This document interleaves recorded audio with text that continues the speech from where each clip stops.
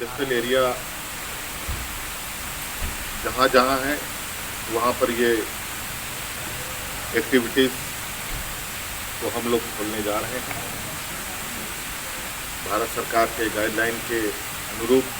वो संचालित किए जाएंगे और कंस्ट्रक्शन एक्टिविटी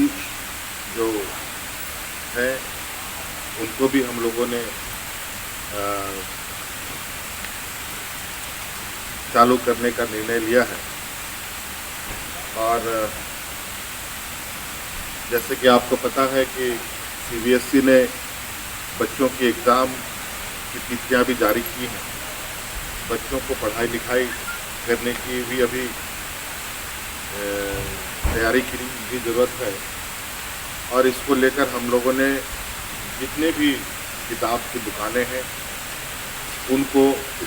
और स्टेशनरी शॉप को खोलने का निर्णय लिया है ताकि वो बच्चे पढ़ाई कर सके।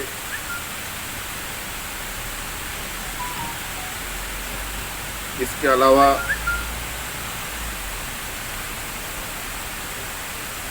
क्योंकि भारत सरकार ने एक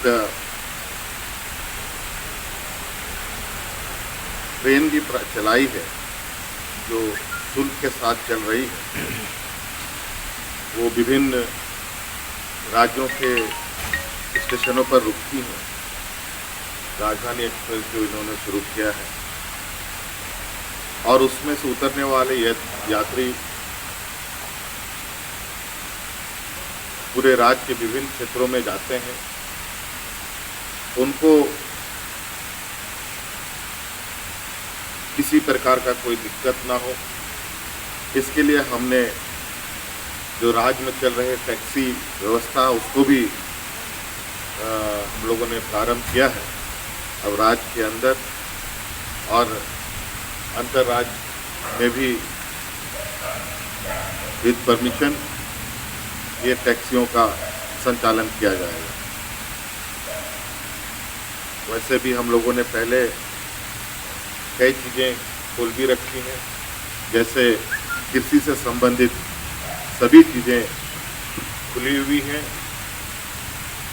पहले से ही इसका आदेश निर्गत है, जैसे बीज की दुकान, खाद की दुकान और उससे जुड़ी जितने भी मशीनरीज हैं, मशीन्स हैं, उन सभी को, जैसे ट्रैक्टर हुआ, उसका पार्ट्स हुआ और भी पंप हुआ वगैरह वगैरह जो भी चीज़ें हैं, उन सब चीज़ों को। और इस तरीके से छोटे बड़ी चीज़ें के हम लोगों ने निर्णय लिया है। लिकर शॉप भी खोले जाएंगे क्योंकि आर्थिक व्यवस्थाएं भी करनी है और इस क्रम में इसको भी हम लोगों ने खोलने का निर्णय लिया है, जो बहुत जल्द ये सभी चीज़ें खुल जाएं। इसके अलावा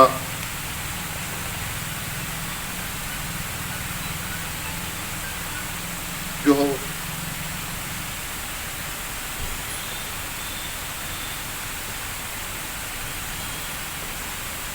सर्विस जो है सेंटर्स हैं,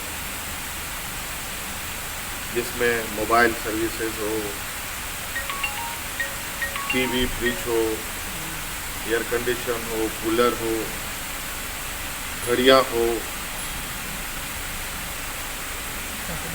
फ्रिज हो, ये सारी चीज़ों की जो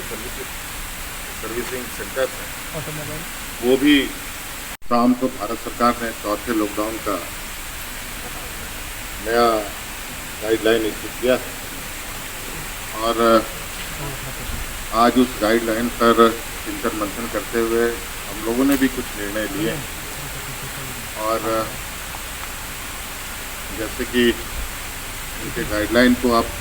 देखेंगे तो लगभग सभी चीज़ें खोल दी गई हैं।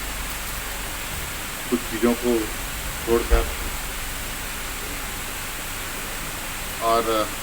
हमने भी उस गाइडलाइन को ध्यान में रखते हुए राज्य के अंदर मौजूदा परिस्थिति को ध्यान में रखकर हम लोगों ने भी